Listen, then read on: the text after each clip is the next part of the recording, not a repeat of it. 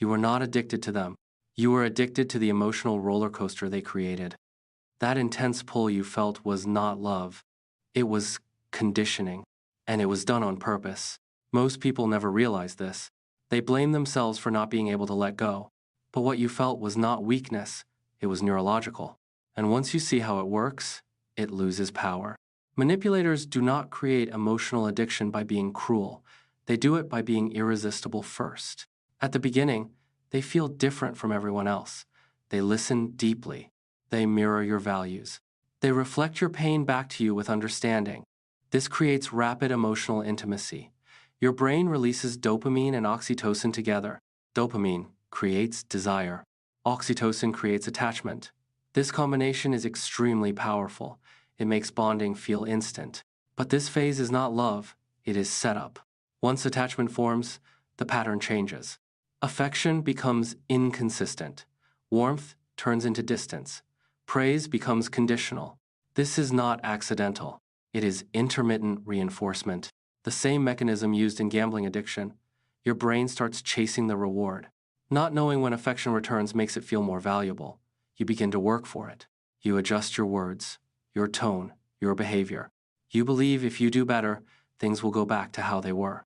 This is where emotional dependency begins. The manipulator becomes the source of relief from pain they created. When they pull away, you feel anxiety. When they return, you feel calm. Your nervous system learns this pattern. Connection equals safety. Disconnection equals danger. This is conditioning, not love.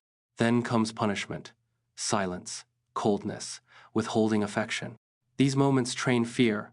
Your body remembers them. You start avoiding conflict. You suppress your needs. You stay quiet to keep peace. You think you are being understanding, but you are being trained. Next comes confusion.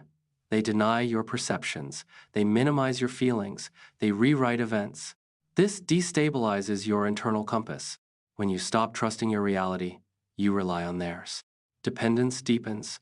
They alternate cruelty with kindness, just enough warmth to keep hope alive, just enough pain to keep you hooked. Hope becomes the chain. You are not attached to who they are now. You are attached to who they were at the beginning. That version felt safe, that version felt real, but it no longer exists. Still, your brain keeps chasing it. This is why leaving feels unbearable, not emotionally, physically. Your body is in withdrawal. Your nervous system is dysregulated.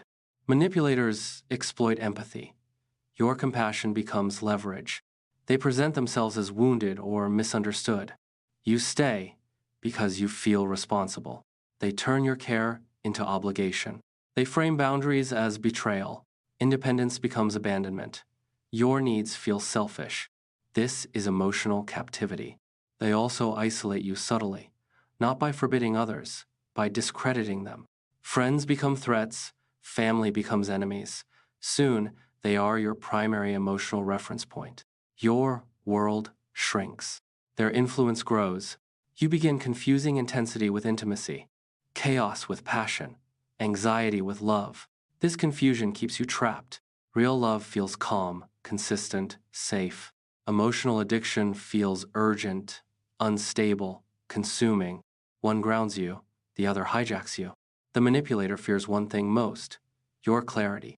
Because awareness breaks the cycle. Once you see the pattern, it weakens.